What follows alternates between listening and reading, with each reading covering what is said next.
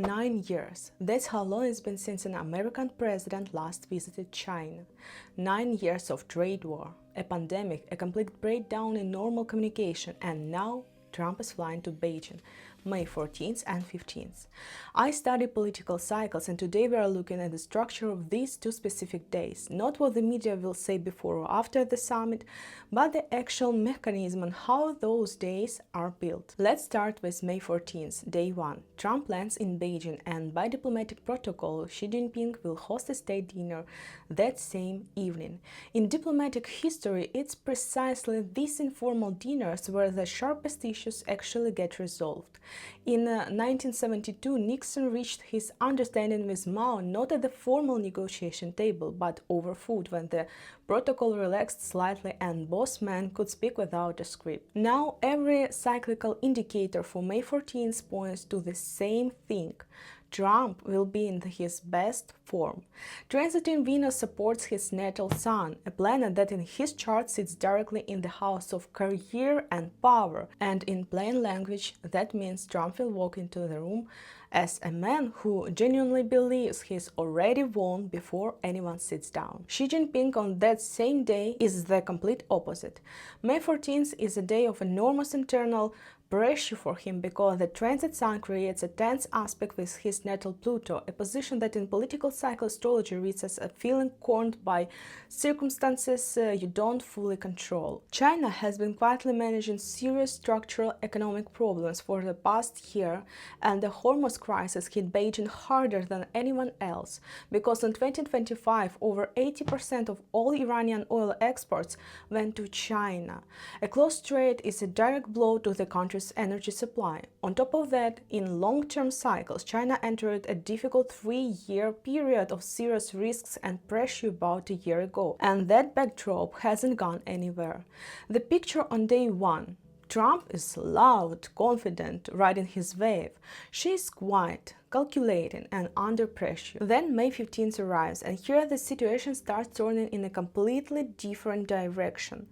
The 15th is when documents get signed, handshakes happen, joint statements get read. And it's precisely on the 15th, around 10 a.m. Beijing time, that several key transiting planets shift position, and what looked like an American advantage the evening before start feeling very different. By my calculations, the deal signed on May 15th will leave Trump disappointed, not publicly, of course, because publicly he will call it a magnificent victory, he always does. But behind closed doors, the result will be different, and the specific concessions he will have to make fall into two areas.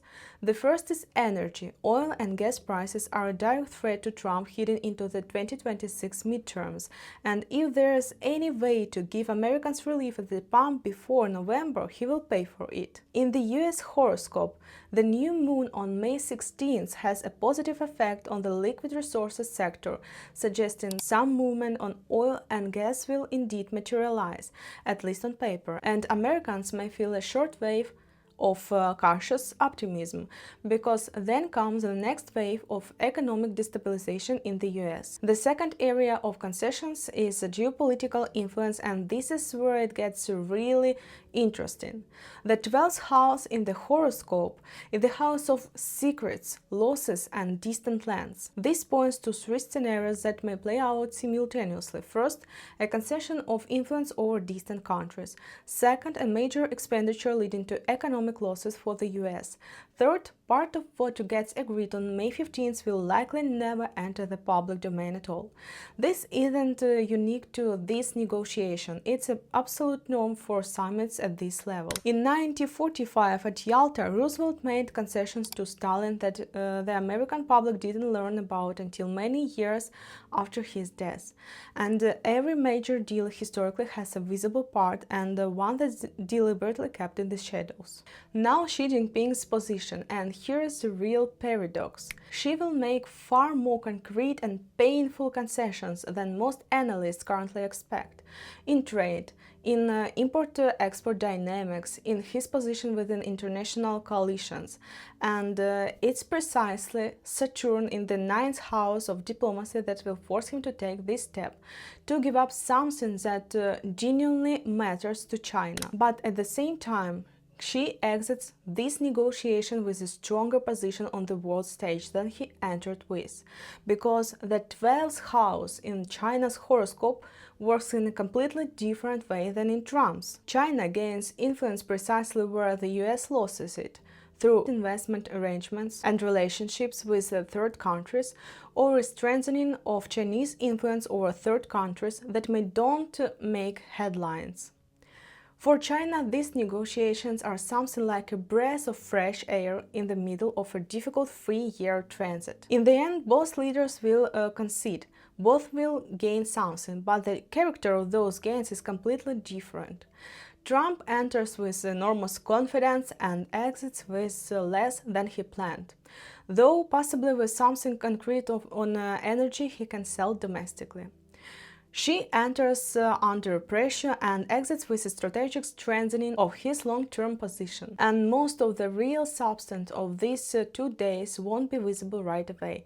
It will show up in what happens in May and June, in oil price movements, in unexpected diplomatic news, in scandals that emerge inside the US,